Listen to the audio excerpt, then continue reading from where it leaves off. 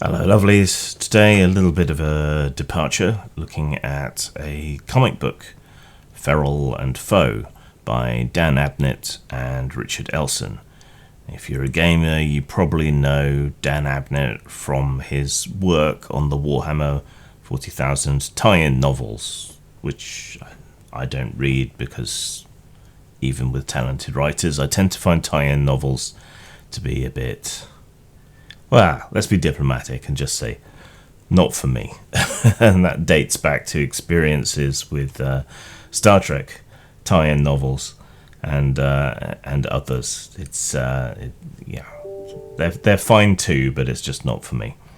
So, Feral and Foe first for me appeared in the pages of 2000 AD, the famous anthology comic of mostly sci-fi and fantasy stories here in the UK. And if I'm brutally honest, then 2000 AD ain't what it used to be some years ago. The print quality and so on is a lot better. Obviously, it's not printed on leftover newsprint anymore, but the stories lack that certain je ne sais quoi, that punk ethic, that edginess that 2000 AD stories tended to have throughout the 80s and into the 90s, and then gradually it lost its edge.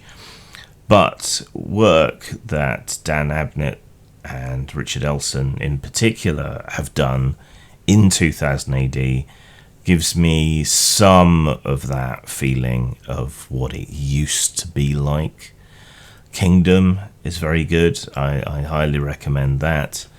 The other work isn't quite up to the peak of Kingdom or Feral and Foe, but those two strip series give me hope and keep me buying 2000 AD in a way that a lot of the other strips don't.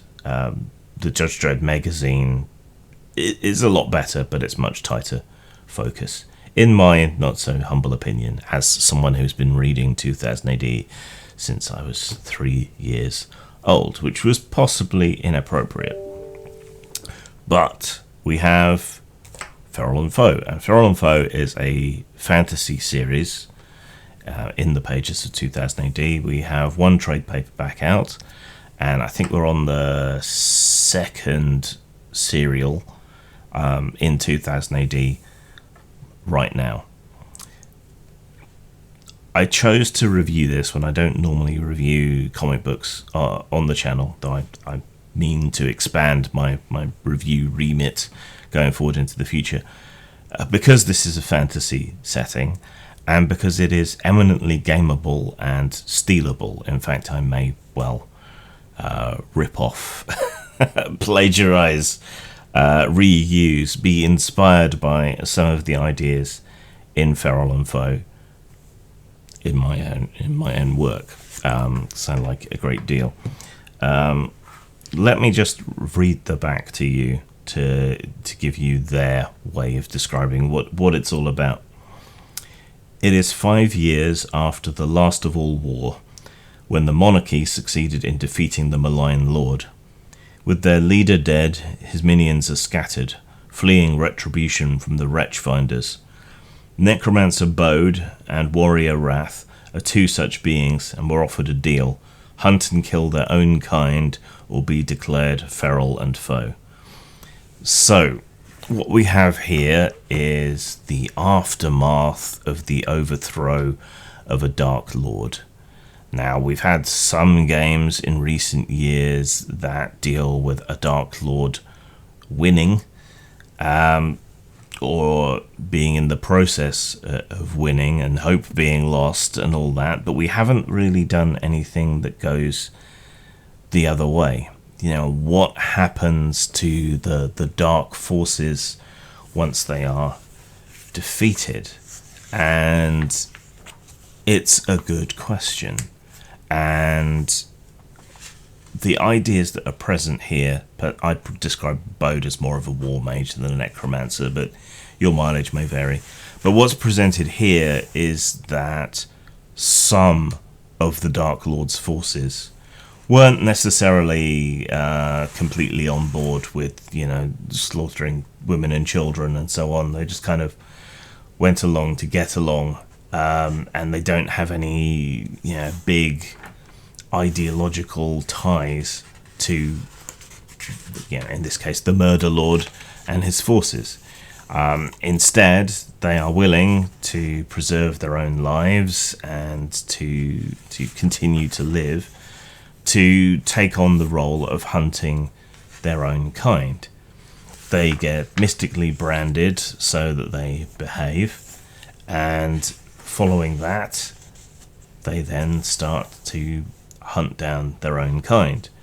Of course, some of their former comrades have ways to needle at their conscience, or are raising their own armies in attempts to become a new Murder Lord, or they're trying to find some way to escape all of this and to get free. And our protagonists, Wrath and Bode, they're mostly just trying to survive and find some new way to live in this new world. Sometimes they are paired with forces from the monarchy, which is a fairly oppressive, inquisitorial, sort of hardline sort of kingdom. So the forces that won aren't exactly good either, in the things that they do and the way they go about it, but they're not the forces of the Murder Lord. So this is a great basis for an RPG if you wanted to play the bad guys, but still have a structured form of play where they're not just rampaging and slaughtering and doing evil things for no reason. These are traumatized members of the Murder Lord's forces. I don't want to present this as too serious, because there is a lot of humour throughout the story, particularly the rate at which they go through tanks, warriors who are meant to take the front line and absorb the most hits. Various fates befall various tanks throughout the strip and into the sequel. There is plenty of comedy here, but there is also plenty of angst and pathos and thought as well, and that is kind of the perfect mix. I think that's what a lot of us find in our role-playing campaigns. It's a weird mix, because there is humour, but there are also more serious and emotional moments as we play. And so I also find Feral and Foe to be similar to the sensations that I get while playing a decent game, a decent tabletop role-playing game, in that you have all these different moments of humour and banter and horror and triumph and all of that. It's the closest thing I think I've seen in written and illustrated form to the experience of playing an RPG. And there are sly references, here and there, to things from tabletop games.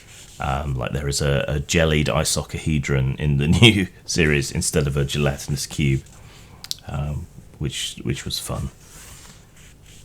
So yeah, it's nicely, tightly illustrated, good use of, I believe, digital colour. The writing and the banter is engaging and funny by turns, but serious when it needs to be. I mean, Dan Abnett has this reputation of writing sort of military sci-fi, particularly Warhammer 40,000 type stuff, in an effective way. getting into that kind of mindset. And to an extent, this is the same thing, because Bode and Wrath used to be in the militaries of the Murder Lord. A lot of the people that they run into are, ex-military from the Murder Lord, or current members of the monarchy's military and other organizations. So yeah, he's playing to his strengths, but it is different enough and interesting enough that it is engaging. And so yeah, I'm tempted to be inspired by the setting to create something angled towards playing monstrous and evil parties in one system or another. It's just an idle fancy at the moment, but yeah, so don't get too excited, but it might happen. Right, so scores then, I suppose.